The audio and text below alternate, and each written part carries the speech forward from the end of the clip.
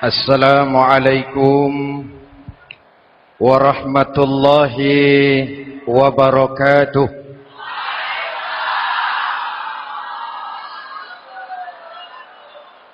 Alhamdulillahi rabbil alamin. Wassalatu wassalamu ala asyrafil mursalin Sayyidina wa maulana Muhammadin wa ala alihi wa sahbihi ajma'in, amma ba'du. Saudara-saudara kaum muslimin yang berbahagia, hadirin, kesempatan malam ini saya ingin cerita akhirat saja. Sudah pernah ke akhirat belum? Mau? Kalau mau saya daftar, besok berangkat. Salah satu rukun iman yang 6, percaya kepada adanya akhirat. Satu saat alam ini akan hancur sehancur-hancurnya. Bumi, gempa, gunung, meletus, air laut tumpah ke darat. Planet-planet bertabrakan, halilintar menyambar, angin topan bertiup. Semua yang bernama hidup mati, itu kiamat. Lalu kita akan dibangkitkan di padang mahsyar, dibangkitkan dari kubur kita masing-masing. Dan subhanallah, pada saat bangkit dari kubur itu, keadaan muka kita ini menurut satu riwayat berubah menurut amalan kita masing-masing. Jangan heran nanti ada yang dibangkitkan dari kuburnya itu mukanya berubah jadi muka tikus. Hebat sekali, badannya badan manusia, tangannya tangan manusia, mukanya muka tikus. Sebab apa? Sebab waktu di dunia amalannya amalan tikus. Apa amalan tikus itu? Suka menggeragoti barang yang disimpan rapi-rapi.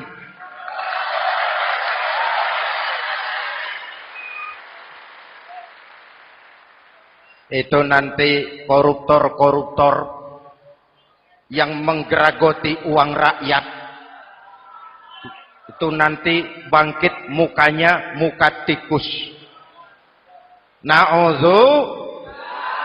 Saudara lihat, oh ini yang geragoti uang rakyat mukanya muka tikus.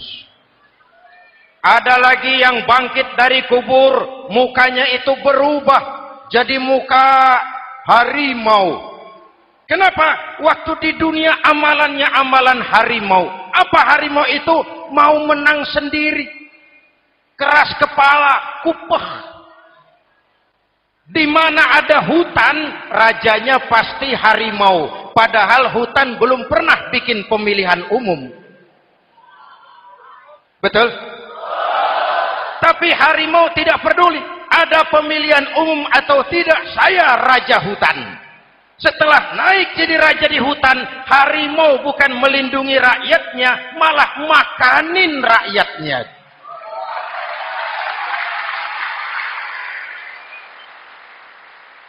Orang-orang yang mau benar sendiri. Ada lagi yang bangkit dari kubur gagah, mukanya muka ketek. Sebab apa? Waktu di dunia amalannya amalan ketek. Apa ketek itu? Rakus, serakah, tamak. Coba ketek itu kasih pisang dimakan, berikan lagi, pegang, berikan lagi, kakinya yang megang, temannya diberikan, masih dirampas juga. Ketek. Serakah. Kalau mental ketek masih gentayangan di republik ini, maka pemerataan cuman akan jadi dongeng. Kaum muslimin yang berbahagia, pada saat itu di akhirat nanti, setiap orang sibuk dengan urusannya sendiri-sendiri. boleh jadi setiap kita lalu akan dimintakan pertanggungjawaban jawab. Boleh jadi orang tua tidak sempat lagi mengingat anaknya, saudara tidak lagi sempat memikirkan saudaranya. Tiap orang akan dimintakan pertanggungjawaban jawab. Dalam kondisi seperti itu, Rasulullah mengajarkan sab'atun yudhilluhumullahu yawma la dhilla illa zilluh. Ada 7 golongan manusia yang di akhirat nanti akan langsung mendapat perlindungan dari Allah Subhanahu wa taala. Orang lain sibuk, dia tenang. Orang lain resah dan gelisah, dia ayem. Kenapa? Mendapat perlindungan dari Allah. Sebab ketika di dunia ia memberikan perlindungan kepada orang banyak. Siapa mereka? Mudah-mudahan kita termasuk salah satu di dalamnya. Mencari perlindungan Allah lebih-lebih dalam situasi sekarang ini. Pertama, imamun adil yang akan mendapat perlindungan langsung dari Allah adalah pemimpin yang adil. Sebab apa? Pemimpin yang adil melindungi banyak rakyat, maka pantas di akhirat dilindungi oleh Allah Subhanahu. Kita ini kan zon politikan. Kita ini makhluk yang tidak mungkin hidup sendiri-sendiri. Untuk melaksanakan hajat bersama, kita memerlukan pemimpin. Memilih pemimpin itu tidak sulit. Dalam fikih, ketika sholat, itu dijelaskan bagaimana cara memilih imam. Siapa yang diangkat jadi imam? Pertama, a'lamuhum. Orang yang paling alim di kampungmu siapa? Angkat jadi imam. Yang paling alim, paling menguasai persoalan sehingga bisa membawa bangsa keluar dari kesulitan. Pemimpin yang bisa menyelesaikan masalah, bukan yang menimbulkan masalah.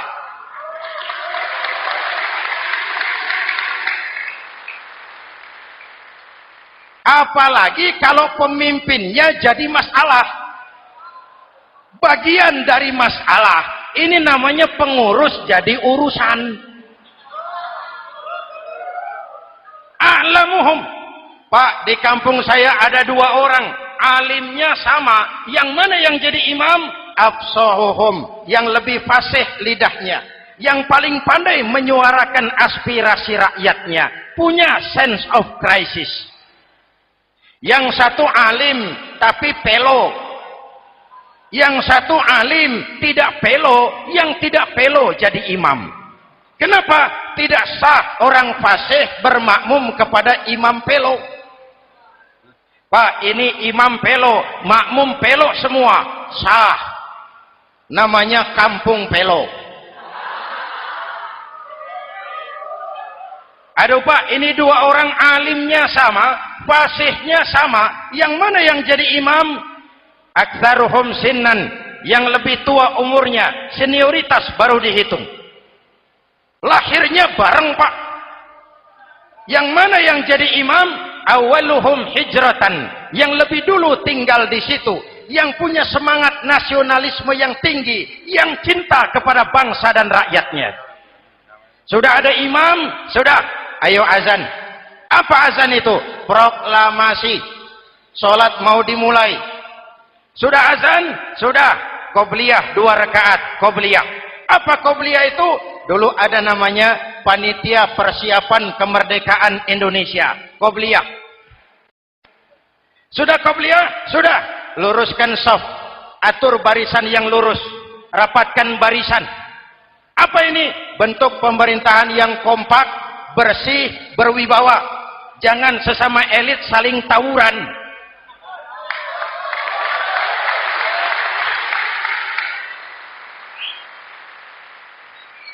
Luruskan shaf. Lalu shaf yang terdepan hendaknya diisi orang yang sedikit alim. Tidak perlu alim betul, sedikit alim. Maksudnya apa? Kalau imam keliru dia bisa tegur. Kalau imam salah dia bisa tegur. Kalau imam batal dia bisa gantikan. Ini wakil-wakil makmum. DPR, DPRD. wakil-wakil makmum. Sudah, ayo imam pimpin sholat. Sepakati dulu kita mau sholat apa, rakaatnya berapa, surah yang mau dibaca apa, pakai sujud tilawah apa tidak, supaya makmum tidak kaget-kagetan. Rakyat harus dikasih tahu pemimpinnya mau kemana, visinya apa, supaya makmum ikutnya ikhlas. Jelas? Hadirin yang saya hormati, kita memerlukan pemimpin yang adil, yang menaungi rakyatnya, sehingga dengan demikian nanti mereka akan dinaungi langsung oleh Allah Subhanahu. Mudah-mudahan Allah memberikan kepada kita rakyat dan bangsa Indonesia ini pemimpin yang adil.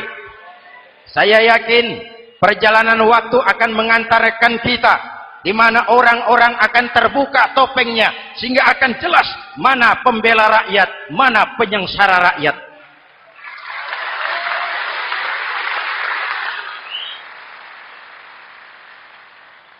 Lalu sebenarnya tiap kita ini kan pemimpin. Pak Lurah pemimpin di kelurahannya, Pak Camat pemimpin di kecamatannya, kepala suami pemimpin di rumah tangganya, anak muda pemimpin bagi dirinya, dan setiap kita akan dimintakan pertanggungan jawab tentang apa yang kita pimpin. Marilah setiap kita berusaha menjadi pemimpin yang adil. Satu. Yang kedua, syab nasya'a fi ibadatillah, anak muda yang tekun beribadah kepada Allah. Amin. Remaja adalah masa depan kita semua.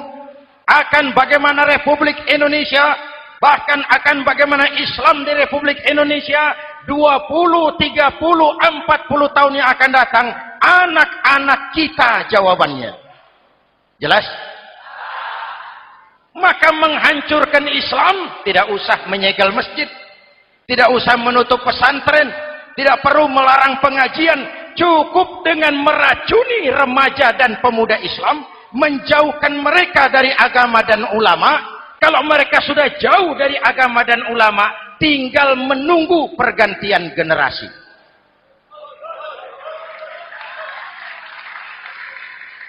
Maaf, kalau yang sudah 60 tahun ke atas, itu saya anggap angkatan selamat.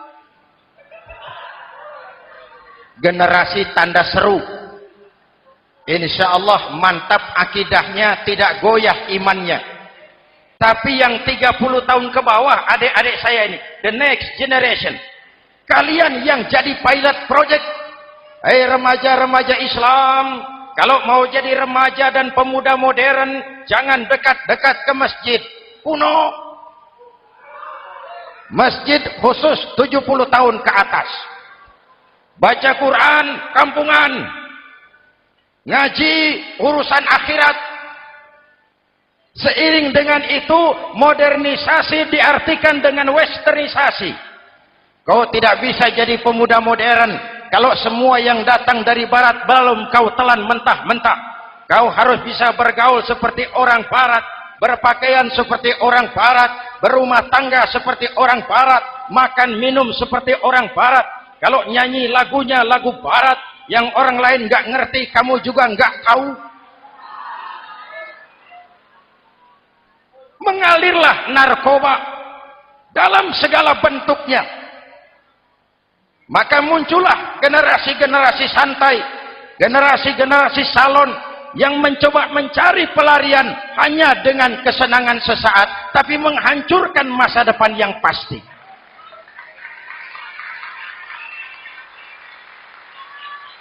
Maka mengalirlah free love, free sex, Samenleben, hidup bersama di luar nikah alias kumpul.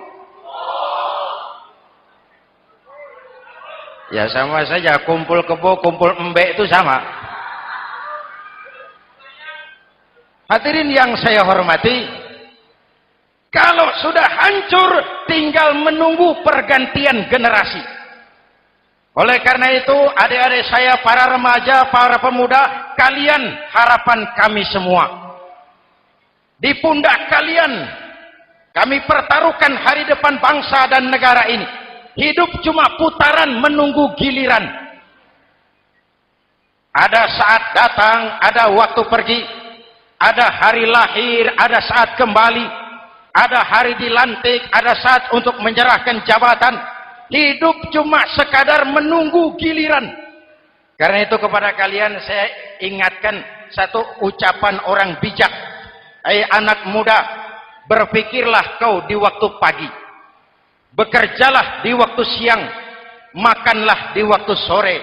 Dan tidurlah di waktu malam. Berpikir di waktu pagi. Belajar mumpung masih muda. Bekerjalah di waktu siang. Amalkan ilmu itu setelah dewasa. Makanlah di waktu sore. Hari tua tinggal menikmati hasilnya. Tidurlah di waktu malam. Matilah dengan tenang. Kalau pagi kau tidak berpikir, nanti siang kau tidak akan bisa bekerja. Kalau siang tidak kerja, nanti sore mau makan apa?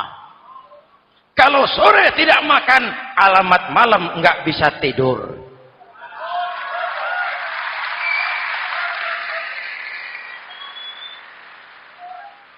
Kalau waktu remaja, waktu muda maunya santai-santai saja, dewasanya bingung.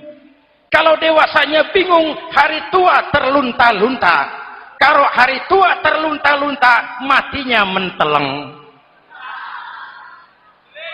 Maka lebih baik makan singkong betulan daripada makan roti mimpi. Ayo, makan singkong betulan, makan roti mimpi, lebih bagus mana? Lebih bagus makan roti betulan.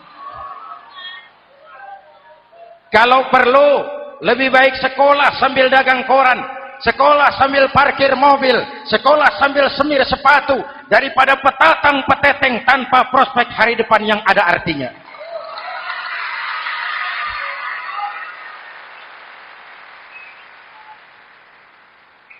Inilah golongan kedua yang nanti akan langsung mendapat perlindungan dari Allah. Anak muda yang tekun ibadah. Kalau orang tua tekun ibadah, pantas. Orang tua rajin ibadah, tidak istimewa. Masya Allah Pak, itu orang tahajudnya hebat, wirid yasinnya mantap, puasanya luar biasa, zikirnya mantap. Umurnya berapa? 70. Wajar. Lalarwi sanjo. Sudah larut senja. Kalau 70 masih jadi preman, kapan tobatnya? Tapi kalau ada anak muda, darahnya masih mengalir dengan panas, keinginannya masih sejuta khayal, dia bisa salurkan di jalan Allah, itu amat disukai Allah, dan itu akan mendapat perlindungan langsung dari Allah Subhanahu. Hadirin kaum muslimin di seluruh tanah air yang saya cintai, sekarang kita sampai kepada golongan ketiga yang nanti dinaungi Allah. Itu siapa? Rajulun qalbuhu mu'allakun bil masajid. Seseorang yang hatinya selalu terpaut kepada masjid. Masjid memang tempat melaksanakan sholat, tapi lebih dari itu dia adalah pusat kegiatan umat. Umat Islam dengan masjid seperti ikan dengan air, tidak boleh berpisah. Sehingga ada hadis qudsi mengajarkan, inna buyuti fil ardil masajid wa inna zuwari fiha ummaruha. Rumahku di permukaan bumi adalah masjid. Orang-orang yang memakmurkan masjid adalah tamuku. Dari masjidlah terpancar semangat silaturahmi, dan itu yang sangat kita perlukan sekarang. Di tengah-tengah kerentanan kita sebagai bangsa, masjid harus jadi lem perekat. Di sini siapapun yang datang mengucapkan assalamualaikum, betul? Menebarkan salam, menebarkan rasa damai, bersalaman. Kata Nabi, ma min muslimaini yaltaqiyani fayatasafahani illa ghafarallahu dzunubahuma. Apabila dua orang Islam bertemu lalu bersalam-salaman, Allah akan menghapuskan dosa yang terjadi di antara kedua orang itu. Bangsa kita sedang rentan perpecahan. Benih-benih disintegrasi bertebaran di mana-mana. Maka mari kita kembali ke masjid untuk menyusun semangat kebersamaan, meluruskan saf, merapatkan barisan, dan menerjemahkannya di luar masjid. Ini ada kaitannya dengan faktor yang keempat, yang langsung dilindungi Allah. Siapa mereka? Rajulani tahabba fillahi ijtama'a alaihi wa tafarraqa alaihi. Dua orang yang bersaudara, bertemu karena Allah, berpisah karena Allah. Itu akan dilindungi langsung oleh Allah di hari akhirat nanti. Dua orang bersaudara, bertemu karena Allah, berpisah pun juga karena Allah. Tadi dalam perjalanan ke sini saya melalui sebuah desa. Masih ada sisa-sisa tawuran antar desa. Saya tidak sebutkan desanya, itu rahasia perusahaan.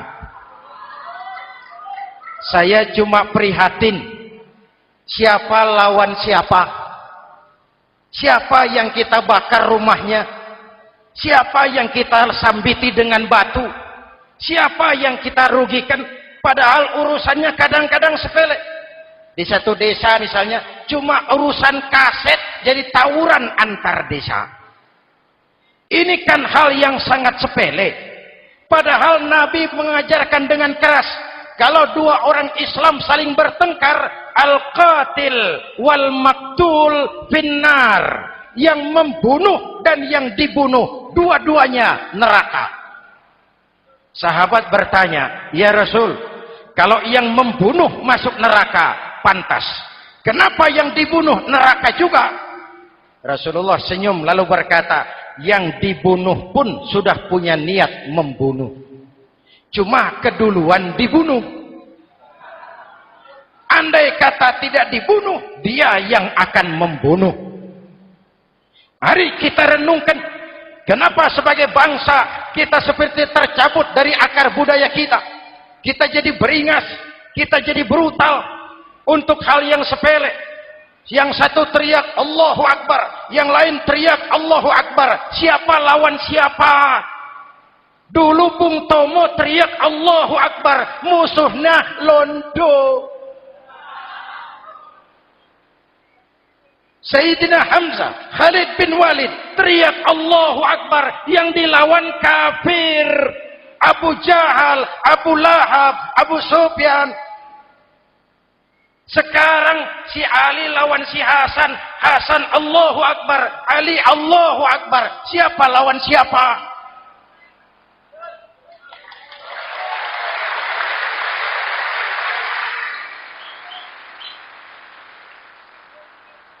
Kenapa kita jadi begitu mudah menggunakan nama Tuhan untuk melampiaskan ambisi pribadi?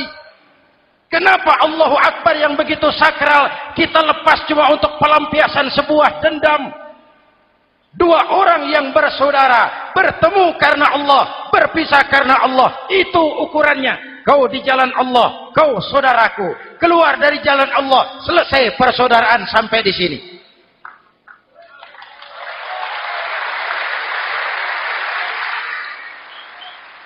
Hadirin, lewat mimbar ini saya kembali menekankan, mari kita pelihara kerukunan.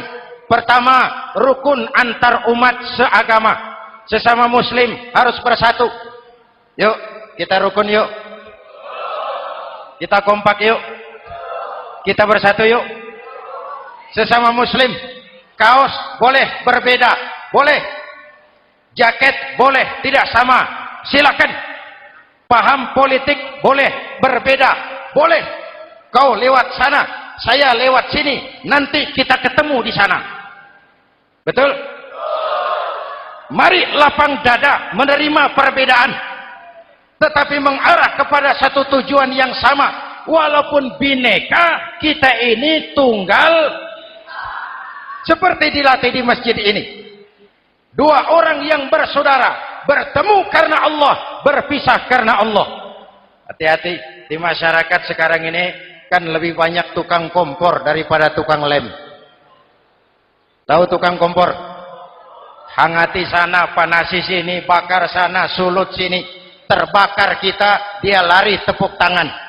Udah capek kita rakyat diobok-obok, udah capek kita rakyat dialamatkan, dijadikan address. Semua kalau pidato demi rakyat, untuk rakyat, buat rakyat, padahal nggak pernah kenal sama rakyat. Kita cuma jadi alamat.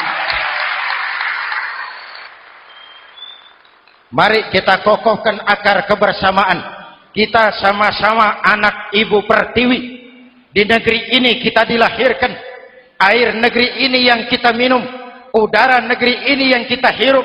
Kalian remaja, kalian pemuda lebih bertanggung jawab karena kalian anak Ibu Pertiwi. Hadirin yang saya hormati, maka tetaplah jaga semangat kebersamaan. Ini yang keempat. Yang kelima, rajulun zakarallaha khalian fafadat ainahu. Seseorang yang mengingat Allah dalam kesunyian lalu berlinang air matanya. Tengah malam, dikala orang sedang tidur, dia bangun munajat. Gemersik tikar tersentuh tangan, laksana lambaian tangan malaikat maut datang hendak merenggut nyawa. Terbayang dosa yang pernah dia kerjakan, air mata berurai membasahi pipi tanpa terasa. Orang yang munajat semacam itu nanti langsung mendapat perlindungan dari Allah Subhanahu. Saya pernah baca hadis qudsi, merinding bulu kuduk saya mendengar hadis qudsi ini. Terbayang Indonesia saya, Indonesiaku, Indonesiamu, Indonesia kita semua. Apa kata Allah dalam hadis qudsi? Inni la ahammu bi'azabi ibadi. Kadang-kadang aku muak melihat tingkah laku manusia. Aku kepengen turunkan azab. Kalau azab turun di bumi, kita sudah merasakan banjir di mana-mana. Manado banjir, Sumatera Barat banjir, Jambi banjir, Bengkulu, tanah longsor di Purworejo, Cilacap banjir, Sukabumi gempa, Pandeglang gempa, ekonomi terpuruk, antar kampung tawuran, antar elit di atas tawuran.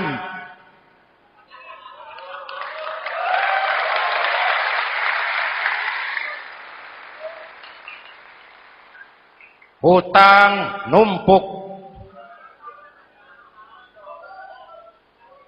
40% APBN kita ini sekarang cuma untuk bayar hutang.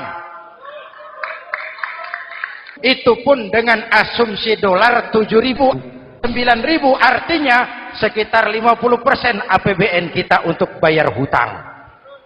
Untungnya sekarang ini yang agak menolong, harga minyak membaik di pasaran internasional. Hadirin yang saya hormati, ini lagi ngomong apa saya sih? Aku pengen turunkan azab, tetapi kata Allah, ketika aku melihat orang-orang tua yang sujud di keheningan malam, bayi-bayi tanpa dosa masih menyusu, binatang ternak melata mencari makan, murkaku surut, azab aku tarik kembali. Ayo renungkan hadis ini. Allah mau marah nggak jadi, azab ditarik, kesulitan diangkat, pertolongan datang. Ada yang meredam murka Allah. Allah mau marah nggak jadi. Kenapa? Orang-orang tua yang tengah malam sujud sambil berlinang air mata, itu yang meredam murka Allah. Yang ikhlas menangis kepada Allah, bukan menangis berdasarkan pesanan. Ini kan sekarang apa yang nggak bisa dipesan? Istighosah pesanan, demo pesanan, 10.000 berangkat. Ngerti apa enggak urusan soal lain.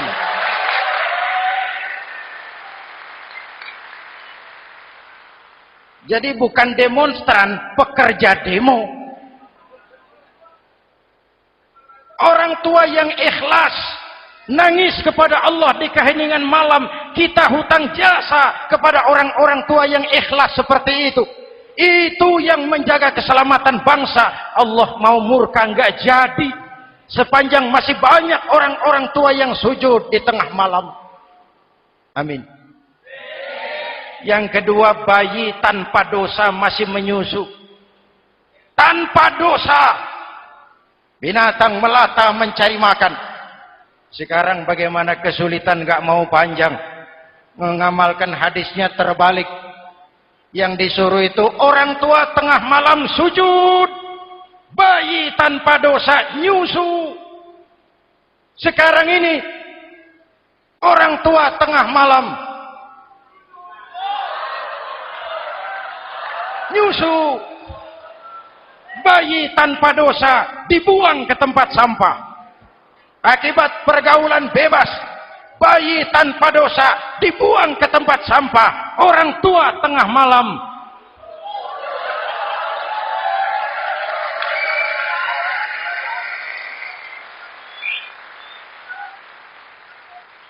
hadirin.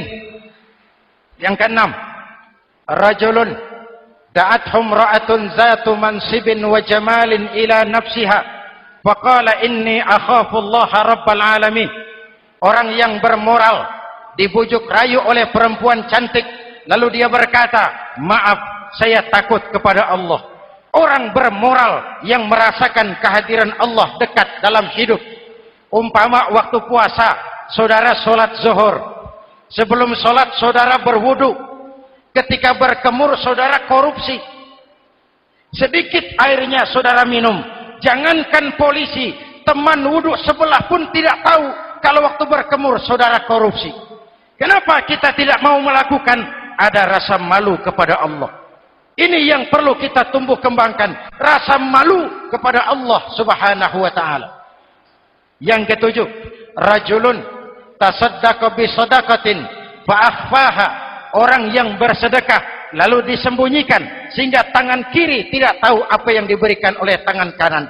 Orang yang punya kepedulian tinggi tetapi ikhlas menolong yatim, membantu sesama dalam rangka menegakkan masyarakat yang adil dan makmur.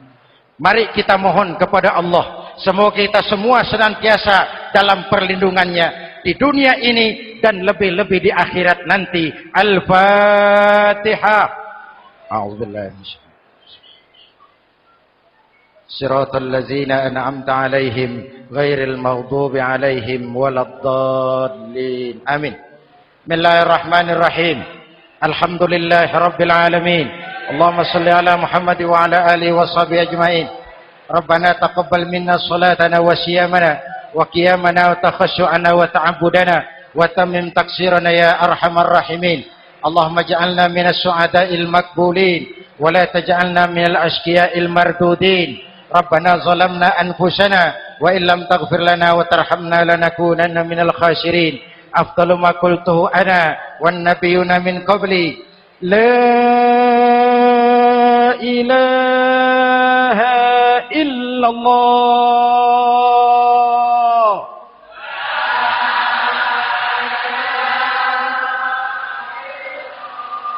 La ilaha illallah.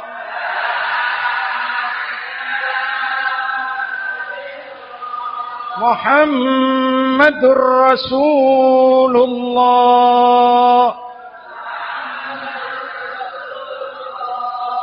Kalimatu haqqin 'alaiha nahya wa 'alaiha namut wa 'alaiha nubashu insyaallah minal aminin wa akhiru da'wana alhamdulillahi rabbil alamin. Assalamualaikum warahmatullahi wabarakatuh.